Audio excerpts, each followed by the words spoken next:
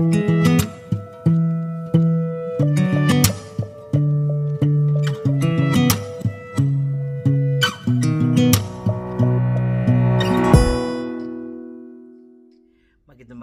buhay! 1, 2, 3, welcome! Welcome na naman po sa panibagong namang vlog ni Michikoy and good morning!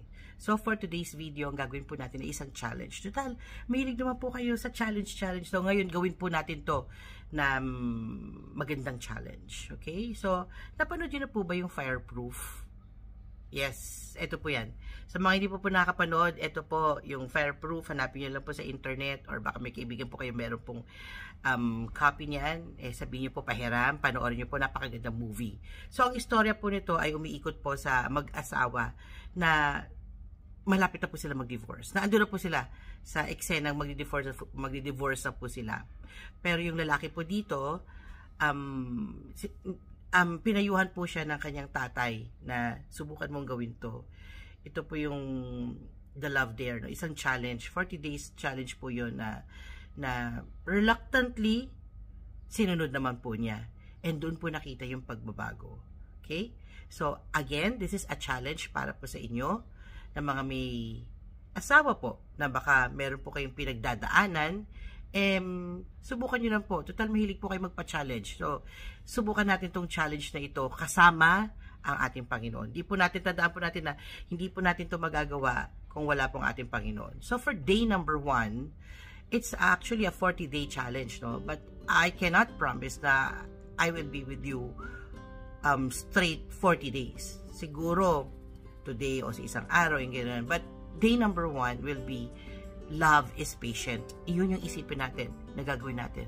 Naiisipin natin na ilagay natin sa ating puso. Love is patient. Love is patient. So, sa love is patient, our verse is from Ephesians 4:2. Babasahin ko po and lalagay rin natin yun sa screen. No? Sabi po dito, from the NIV version, be completely humble and gentle, be patient, bearing with one another in love. Be patient. So, as I have said, love is patient. So, sa simula, very simple lang po yung mga challenge na makikita po natin, no? Actually, ang pag-ibig is communicated in so many ways, in different ways.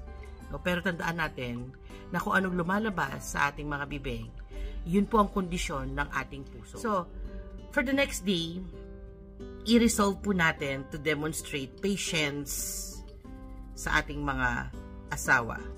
Say nothing negative sa ating mga asawa.